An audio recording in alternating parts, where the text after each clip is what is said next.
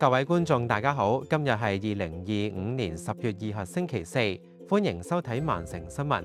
今日嘅主要新聞有：猶太會堂遭恐襲，所有 GP 需提供網上預約；英格蘭禁高糖高脂食品買一送一。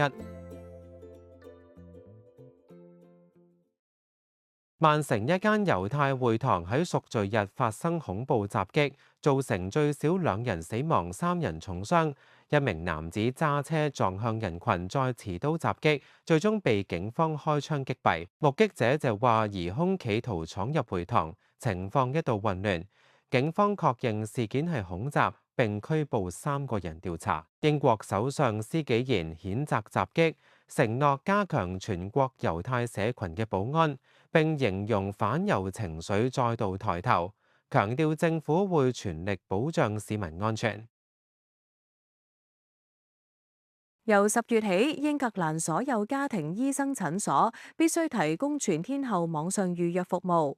星期一至五由朝早8點到黃昏6點半，患者可以上網登記非緊急診症、查詢病情，甚至要求回電。政府就措施有助解決以往8點鐘電話搶位嘅問題，亦可騰出電話線俾有急需嘅病人。不過，英國醫學會警告，強行推行網上預約或者令診所不勝負荷，甚至錯過嚴重個案。醫生工會已經正式進入爭議程序，唔排除會採取工業行動。由今個星期三開始，英格蘭將禁止超市、大型零售店同網店對高糖高脂食品推出買一送一或者其他多件優惠，包括零食、朱古力、雪糕、汽水同披薩等。餐廳同咖啡店亦都不得再提供含糖飲品免費添飲。政府強調，新措施係為咗打擊肥胖問題，特別係兒童肥胖，為小朋友建立健康生活。出年1月起，垃圾食品廣告亦都會全面禁止網上推廣，電視亦都唔可以喺晚上9點前播出。曼城名人愛去嘅意大利餐廳斯堡，因僱用非法勞工被當局罰款8萬英鎊。內政部表示，舊年6月接獲舉報之後，突擊搜查位於 Trafford Hill 嘅分店，發現3名員工違反簽證條件，冇合法工作權。當中一名廚師自2008年簽證過期之後，一直非法留英，更聲稱喺斯堡做廚師4年，每週賺600英鎊。餐廳表示已經就罰款提出上訴。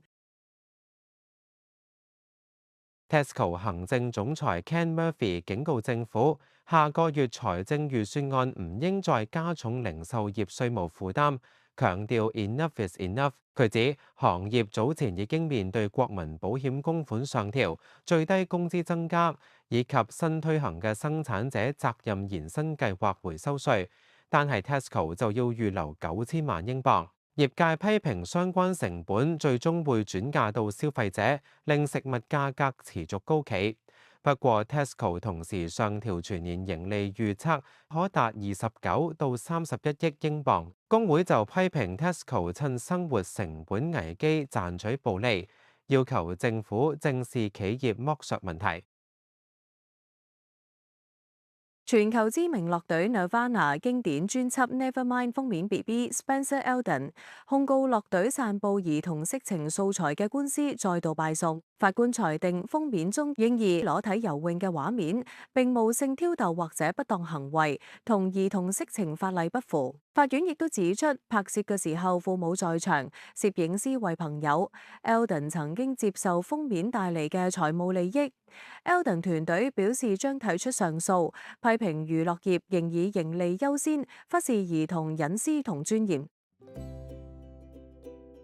今日嘅曼城新聞報導到呢度，多謝大家收睇。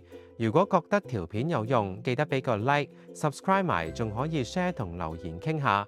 如果真係想再實際支持我，可以用 Super Thanks 或者經 PayMe 同 PayPal QR Code 支持。多謝晒大家，我哋下次再見，拜拜。